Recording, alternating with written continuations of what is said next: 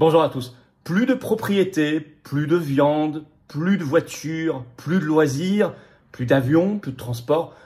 L'ONU vient de publier son rapport le plus fou sur ce qu'il demande dans le cadre du Great Reset, de la grande réinitialisation. Un rapport qui est pour l'instant passé beaucoup trop inaperçu alors qu'il est fondamental, chapeauté par le célèbre et mondialiste Club de Rome. Je vais vous expliquer, qui se fonde sur 3 autres rapports qui sont des émanations mondialistes. Je vais vous expliquer tout cela et qui est complètement cohérent avec ce que veulent faire les mondialistes. Vous allez retrouver là-dedans notamment le pass carbone, sous couvert d'écologie et en fait d'escrologie, car le but c'est quoi? C'est de préserver justement le modèle économique mondialiste, notamment le libre-échange, qui sont extraordinairement pollueurs. On fait peser sur les braves gens des contraintes, des interdictions, on gère leur vie au millimètre pour préserver un modèle mondialiste qui enrichit quelques milliardaires et qui est, lui, la vraie source de la pollution. Vous voyez la perversité? C'est ça l'escrologie, à rebours complet de la vraie politique écologique qui est forcément patriote. Je vous explique tout ce qu'il y a dans ces rapports complètement dingues et ça va être très concret. Vous allez voir, je vais vous lire des extraits. Il y a beaucoup de travail parce qu'il fallait lire tout ça, mais je voulais faire cette vidéo. Merci de la partager donc massivement. Pour ça, de vous abonner à cette chaîne YouTube par un petit clic gratuit sur s'abonner en dessous. Pensez à vous abonner. Encore une fois, il y a des vagues d'invisibilisation par YouTube. On y est, ça y est, il y a des chaînes victimes d'invisibilisation. Peut-être que vous avez été désabonné par Mégane, réabonnez-vous, c'est un clic gratuit. Faites circuler la vidéo, abonnez-vous à la chaîne. Ça aidera énormément à fracasser cette censure et cette invisibilisation et je vous en remercie par avance. Ce vendredi 27 juin à 19 h, on est en direct sur cette chaîne. Ça va être un gros direct, hein. Ça va exploser comme l'orage, hein, parce que comme il y a eu dans l'autre ciel, parce que on a beaucoup de sujets à voir ensemble et je répondrai sans tabou, hein, sans aucun tabou à toutes vos questions que je découvrirai en direct ce vendredi sur cette chaîne à 19 h, 27 juin bien sûr. Ça y est, dimanche 29 juin, la marche nationale Les Français se lèvent pour la paix arrive après toutes les dingueries de l'OTAN, après ce sommet cette semaine, tout ce qu'on a vu au Moyen-Orient, les nouveaux milliards pour l'Ukraine, le kit de survie qui arrive chez nous. Venez tous très nombreux ce dimanche. Rendez-vous dès 14 h à Paris, place du Palais Royal. Départ du cortège à 15 h. Il y aura notamment Pierre-Yves Rougeron, il y aura notamment Maître Divisio, Romain Bessonnet, géopolitologue. Ça va être extraordinairement intéressant. Venez avec des drapeaux français, ce sera parfaitement sécurisé. Et le dimanche, le parking est gratuit à Paris. Profitez-en. Ainsi que les assises de la souveraineté. Inscription le 13 septembre sous la vidéo en description. Je vous attends, patriotes. Vous savez, sur cette chaîne, on vous apprend des choses qui ne sont pas ailleurs, peut-être. Et surtout, on se bat concrètement dans le plus grand mouvement souverainiste et de résistance de France qui s'appelle Les Patriotes, que j'ai l'honneur de présider, mais qui n'est rien sans vous. J'ai besoin de vous. Nous sommes un mouvement attaqué, nous sommes un mouvement indépendant qui n'a pas un centime de financement public, mais qui est furieusement 100% anti-oligarchique et qui laissera rien passer. On fait une pression en ce moment folle pour qu'ils votent la motion de censure à l'Assemblée nationale. Nous n'arrêterons pas, mais j'ai besoin de vous.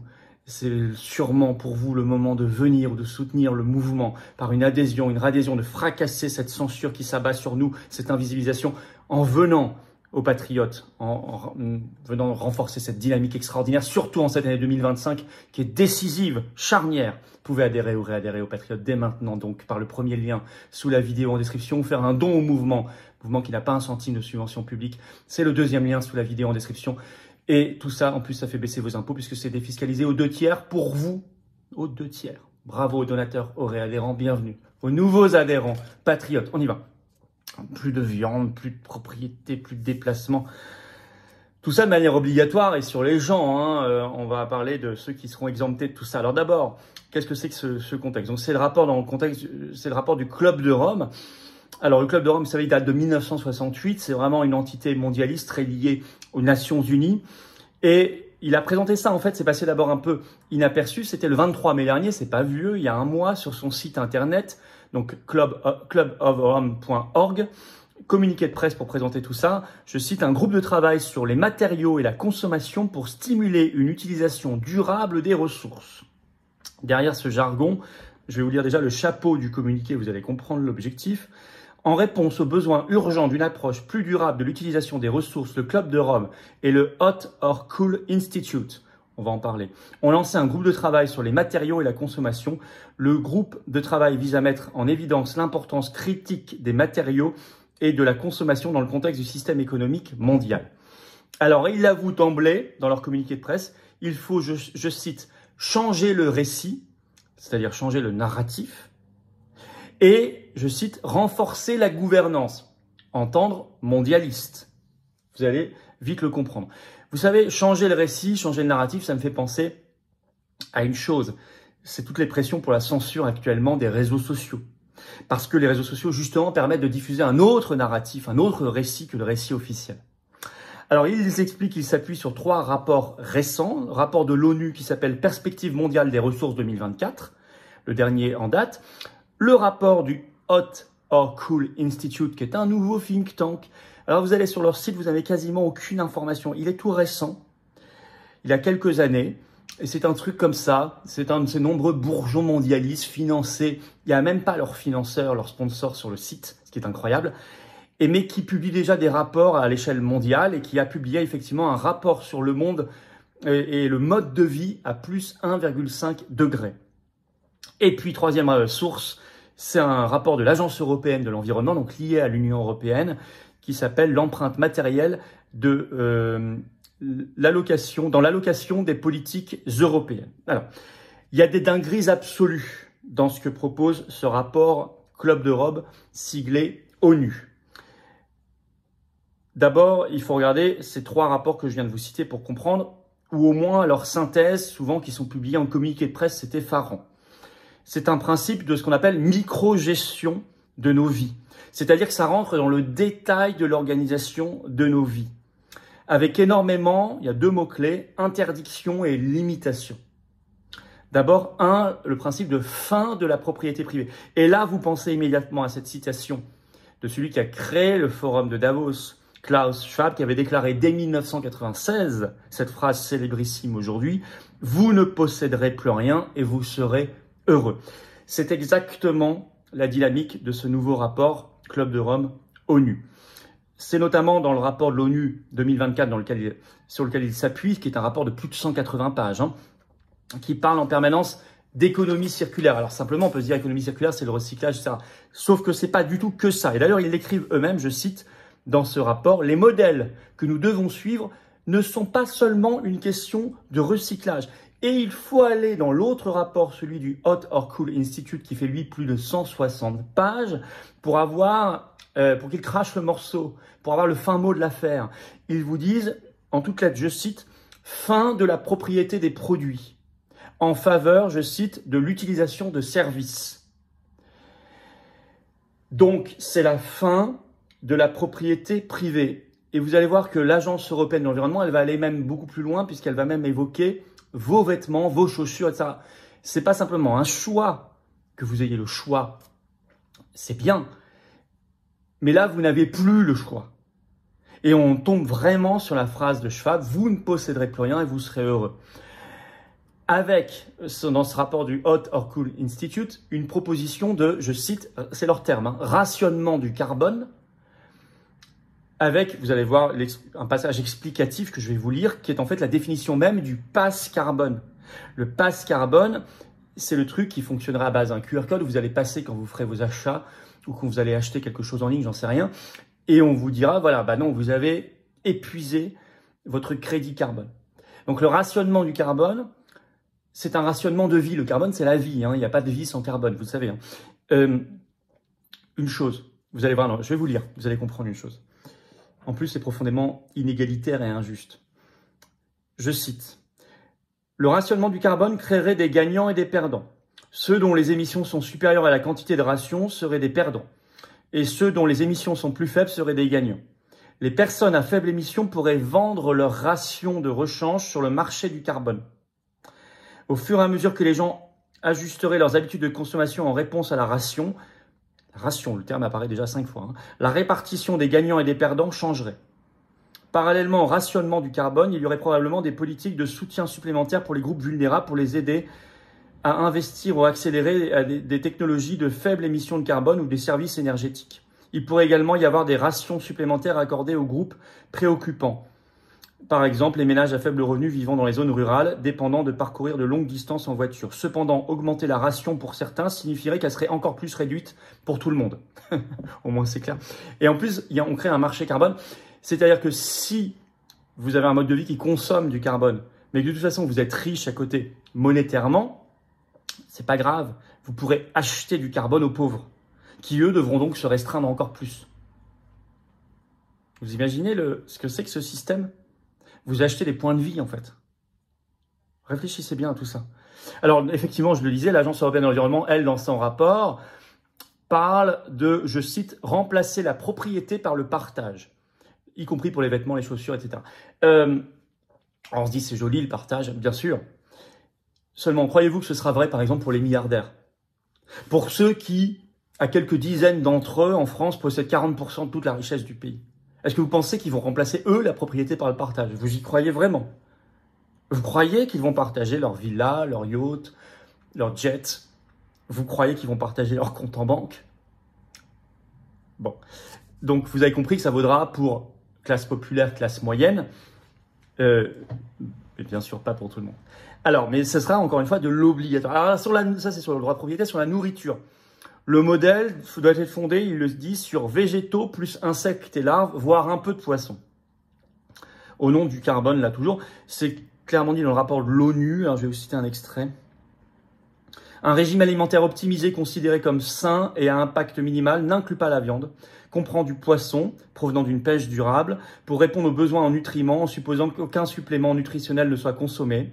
Les compositions alimentaires seront similaires, qu'il s'agisse d'optimiser le changement climatique ou les impacts de la biodiversité, mais les régimes respectueux du climat comprendront plus de consommation de légumineuses. Alors là, vous devez articuler ça. Alors, il est écrit le régime doit être presque exclusivement à base de plantes, je cite. Vous articulez ça avec toutes les directives et règlements de l'Union européenne depuis 2021, en 2023 également, en 2025, qui ont autorisé tous les insectes et les larves, plus actuellement tout ce qui a été autorisé concernant la viande de synthèse qui sort des laboratoires de Bill Gates, qui a beaucoup investi là-dedans. Même si dans ce rapport, il ne parle même pas de viande de synthèse, mais je l'ajoute. En tout cas, vous pouvez articuler ça au droit européen, bien sûr. Simplement, encore une fois, il y a des gens, je sais qui regardent la vidéo, qui font le choix de ne pas manger de viande, etc. Et c'est totalement leur libre choix, parfaitement respectable. Et c'est très très bien qu'il y ait la liberté. Mais là, vous n'êtes plus dans la notion du tout de liberté. Là, c'est une imposition. Régime, végétaux plus insectes, larves. Alors, sur les transports, là, c'est la fin du transport, en fait, indépendant. Et même des loisirs en général, c'est ce qui est écrit dans le rapport du Hot or Cool Institute. Je cite, « Les programmes de fidélisation de la clientèle qui encouragent les vols fréquents inutiles, les séjours dans des hôtels inutiles doivent être supprimés. » C'est un peu totalitaire leur manière d'écrire, hein. C'est doigt comme ça, voilà. Par exemple, tandis que l'innovation pour des alternatives plus durables doit être modifiée. Bon. Donc, on va vous supprimer les vols, les hôtels, etc., jugés inutiles. Je ne sais pas lesquels sont utiles, lesquels sont inutiles. Ceux où les milliardaires, j'imagine, qui seront jugés comme utiles. Les hôtels, plus tourisme de monsieur et madame lambda seront jugés probablement inutiles. Les jets seront jugés probablement utiles. Les avions de ligne, probablement inutiles.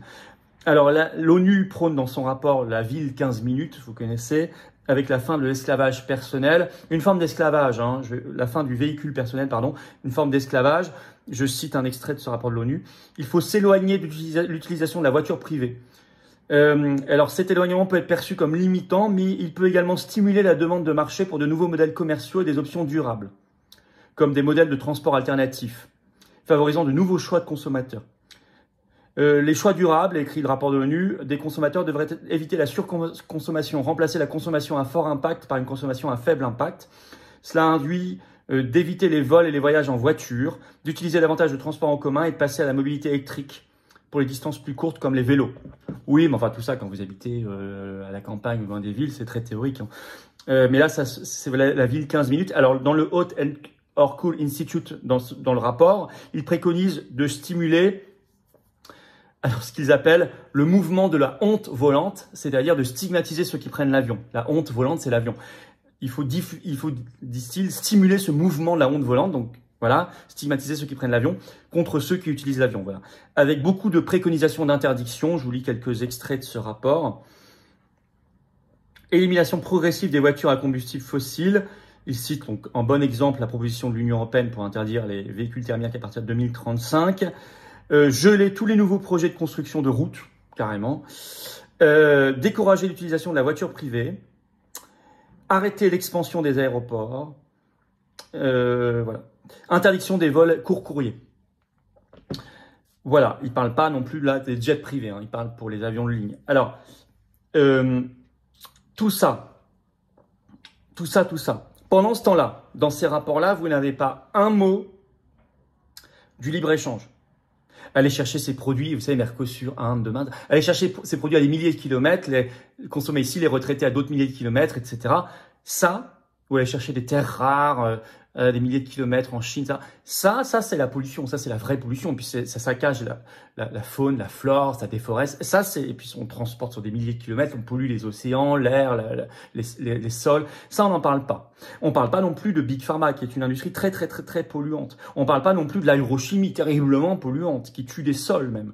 Non, c'est justement et ça ce sont des bases du mondialisme. On préserve les bases du mondialisme et on fait reporter tout l'effort et même le sacrifice, l'esclavage, sur monsieur et madame tout le monde par ces interdictions. C'est la définition même de l'escrologie mondialiste, contre la vraie écologie. Parce que moi, je suis pour le circuit court, oui, je suis pour le recyclage, je suis pour le bio, je suis pour la qualité, je suis pour qu'on arrête le libre-échange, je suis pour qu'on arrête, qu'on aide tout le monde à transiter vers autre chose que l'agrochimie. Bien évidemment, vous savez à quel point je combats Big Pharma. Donc, ça, c'est l'écologie de la vraie, sérieuse, mais ça suppose d'affronter le mondialisme et ses lobbies surpuissants. Eux, c'est pas ça. Eux, c'est la mise en esclavage des peuples. Et pendant que vous êtes sous ce régime-là, vous pouvez plus manifester, vous pouvez plus vous révolter, vous pouvez plus protester. On vous ajoute par ailleurs la reconnaissance faciale, le crédit social et l'euro numérique et la boucle est bouclée. Et l'identité numérique, bien sûr. Vous avez compris comment c'est cohérent tout ça. C'est de l'esclavage. Face à cela, il n'y a que la révolte des peuples qui est possible. Il n'y a que la révolte de la souveraineté des peuples, la souveraineté des nations qui est possible. Vous l'avez compris. Et c'est à ce à quoi vous appellent les patriotes et organisent les patriotes. Merci de diffuser la vidéo, elle est très importante, très importante. Merci pour ça de vous abonner à cette chaîne YouTube par un petit clic gratuit sur s'abonner, lutter contre la censure et l'invisibilisation qui s'abat depuis quelques jours. Ça recommence en vous abonnant, s'il vous plaît, ou réabonnant, vérifiez à cette chaîne. Venez dans notre grand direct ce vendredi 27 juin à 19 h sur cette chaîne. On a plein de choses à se dire. Venez à la grande manif nationale que nous organisons pour la paix. Dieu sait que c'est important en ce moment. Les Français se lèvent pour la paix. Rendez-vous ce dimanche 29 juin à Paris dès 14 h, place du Palais Royal. Départ du cortège à 15 h. Ça va être extraordinaire. Il y aura un monde fou. Venez très nombreux. Et venez aux patriotes. Cette révolte des peuples, des nations libres, souveraines, de la France libre, des Français debout, c'est dans le plus grand mouvement souverainiste et de résistance de France que ça se fait. Venez, nous sommes, nous, dans l'action concrète, mais j'ai besoin de vous. Nous n'avons pas un centime de subvention publique, nous sommes attaqués par un système, et pourtant on est là de plus en plus fort, avec vous et grâce à vous. Venez renforcer cette dynamique, surtout en cette année 2025, qui chamboule tout, qui permet tout. Je vous attends maintenant. Vous pouvez adhérer ou réadhérer aux Patriotes dès maintenant par le premier lien sous la vidéo en description. Ce lien est également en commentaire épinglé, une petite fiche sur l'écran maintenant et dans quelques secondes un lien sur l'écran.